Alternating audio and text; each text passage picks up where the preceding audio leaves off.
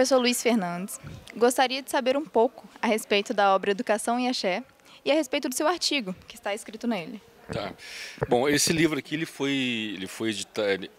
começou a ser construído em 2013, né? Na disciplina que eu ministrei lá na Rural.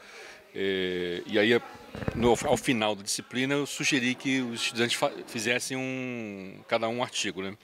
E aí foi feito, foi realizado e resolvemos fazer esse livro com qual objetivo? Que muita gente faz livro para poder, né, encher o Lattes, etc., essas coisas. Nosso objetivo é um objetivo político, é um político de discutir essa questão nas escolas, nas comunidades, nas universidades, em todos os espaços possíveis. Por quê? Essa é uma questão, a questão da religiosidade, muito delicada, principalmente aqui no Rio de Janeiro, porque nós vivemos um problema sério de racismo religioso e fundamentalismo por parte de algumas denominações neopentecostais, né, que se arvoram da verdade e demonizam o outro, qualquer outro. E aí o que eu falo, algumas, não todos os evangélicos fazem isso, mas algumas que têm seus deputados, têm canais de TV, fazem isso. Então, essa é uma questão que eu vou abordar no primeiro capítulo, que é a cruz, o ogó e o oxê, que é discutir o conceito de racismo epistêmico. O que ele quer dizer? Que há um privilégio de uma discussão judaico-cristã nas escolas e uma demonização de outras religiões, principalmente daquelas de matrizes africanas, afro-brasileiras, mas mais do que isso, é uma demonização de qualquer outro tipo de conhecimento que questione os fundamentos de algumas denominações. Então eu vou dar dois exemplos aqui concretos do que é isso, que a gente chama de racismo epistêmico, que está sendo construído,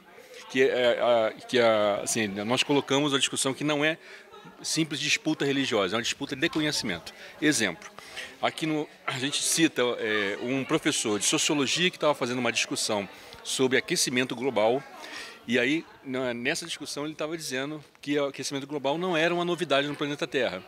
E aí ele citando, por exemplo, quando aquele meteoro caiu na Terra e fez extinção dos dinossauros.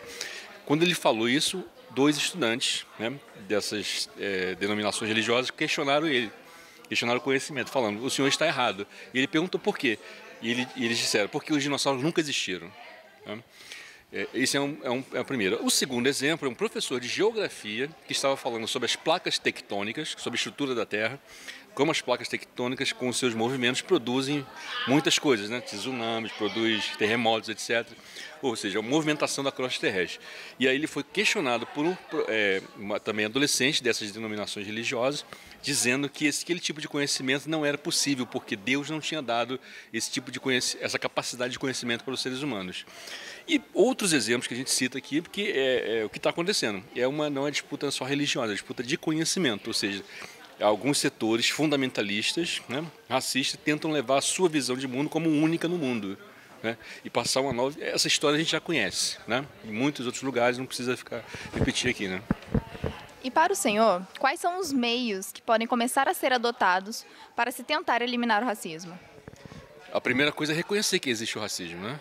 Isso é fundamental. A partir do momento que a gente reconhece a existência, a gente começa já a dar um grande passo. Porque até 30 anos atrás, por exemplo, nós não teríamos essa possibilidade de fazer isso publicamente, né?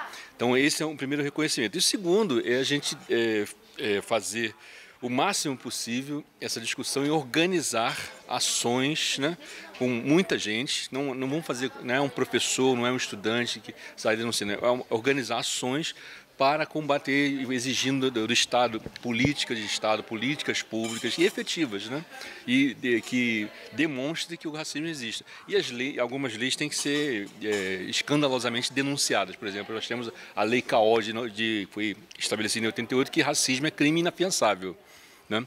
Então tem um jeitinho brasileiro que quando acontece situação de racismo é injúria racial. Injúria racial não é inafiançável, né? Agora racismo, alguém foi preso até hoje? Um só. Pois é, um só.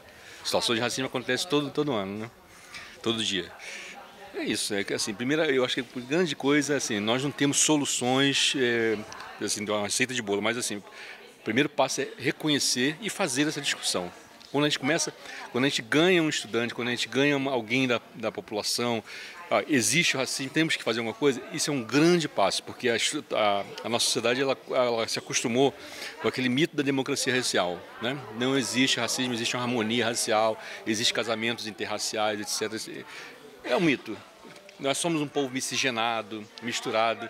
Quer dizer, o mundo todo é misturado, né? O norueguês é misturado, o australiano é misturado, todo mundo é misturado, o ser humano é misturado, né? Só que isso não fundamenta o que tem que estar existindo. E todo mundo sabe, né? Aqui, como você deve ter visto, quando a gente pergunta, existe racismo no Brasil, a grande maioria diz que sim. Agora, você é racista? Pergunta, ninguém se assume. Então, assim, o simples fato de aqui no Brasil, de já fazer essa discussão já é um grande avanço para a gente.